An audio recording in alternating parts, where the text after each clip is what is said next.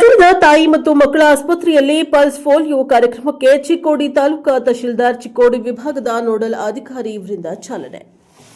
S R Chikkodi ಪಟ್ಟಣದಲ್ಲಿ ರಾಷ್ಟ್ರೀಯ pulse polio ಕಾರ್ಯಕ್ರಮವನ್ನು ಪಟ್ಟಣದ ತಾಯಿ ಮತ್ತು ಮಕ್ಕಳ ಆಸ್ಪತ್ರೆಯಲ್ಲಿ ತಾಲೂಕಾ ತಹಶೀಲ್ದಾರರಾದ ರಾಜೇಶ್ ಬುರ್ಲಿ ಹಾಗೂ ಚಿಕ್ಕೋಡಿ ವಿಭಾಗದ ನೋಡಲ್ ಅಧಿಕಾರಿಗಳಾದ ಡಾ ರಾಧಾಕೃಷ್ಣನ್ ಉಪನಿರ್ದೇಶಕರು ಆರೋಗ್ಯ ಮತ್ತು ಕುಟುಂಬ ಕಲ್ಯಾಣ ಇಲಾಖೆ ಇವರಿಂದ ಚಾಲನೆ ಮಾಡಲಾಯಿತು.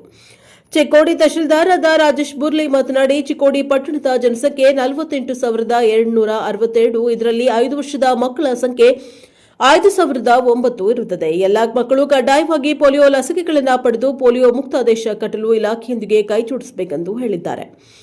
ಚಿಕ್ಕೋಡಿ ವಿಭಾಗದ ನೋಡಲ್ ಅಧಿಕಾರಿಗಳಾದ ಡಾ ರಾಧಾಕೃಷ್ಣ ಅವರು ಮಾತನಾಡಿ, ಭಾರತವನ್ನು 2014ರಲ್ಲಿ ಪೋಲಿಯೋ ಮುಕ್ತವೆಂದು ಘೋಷಿಸಲಾಯಿತು. ಆದರೆ ನಾವು ಇನ್ನೂ ಕೆಲವು ಪ್ರಮುಖ ಕಾರಣಗಳಿಗಾಗಿ ಎನ್ಐಡಿ ಪಲ್ಸ್ ಪೋಲಿಯೋ ಕಾರ್ಯಕ್ರಮದ ಭಾಗವಾಗಿದ್ದೇವೆ. ನೇಮಿತ ಲಸಿಕೆ ಮತ್ತು ಮೇಲ್ವಿಚಾರಣೆ ಪೋಲಿಯೋವನ್ನು ದೂರವಿಡಲು ಸಹಾಯ ಮಾಡುತ್ತದೆ. ಪ್ರಯಾಣ ಮತ್ತು ವಲಸೆಯೊಂದಿಗೆ ವೈರಸ್ ಅನ್ನು ಮತ್ತೆ ಪರಿಚಯಿಸುವ ಅಪಾಯವಿದೆ. ಮಕ್ಕಳಲ್ಲಿ ಹೆಚ್ಚಿನ ರೋಗನಿರೋಧಕ ಶಕ್ತಿಯನ್ನು ಕಾಪಾಡಿಕೊಳ್ಳುವುದು ಏಕಾಏಕಿ ತಡೆಯುತ್ತದೆ. ಪೋಲಿಯೋ ನಿರ್ಮೂಲನೆ ಮಾಡುವ ಜಾಗತಿಕ ಪ್ರಯತ್ನಕ್ಕೆ ಭಾರತ ಕೊಡುಗೆ ನೀಡುತ್ತದೆ. ಇದರ ಉಪಯೋಗವನ್ನು ಸಾರ್ವಜನಿಕರು ತಮ್ಮ ಮಕ್ಕಳಿಗೆ ಲಸಿಕೆ ಹಾಕುವ ಮೂಲಕ ಆರೋಗ್ಯವಂತ ಸಮಾಜದ ನಿರ್ಮಾಣಕ್ಕೆ ಕೈಜೋಡಿಸಬೇಕು ಎಂದು ಹೇಳಿದ್ದಾರೆ.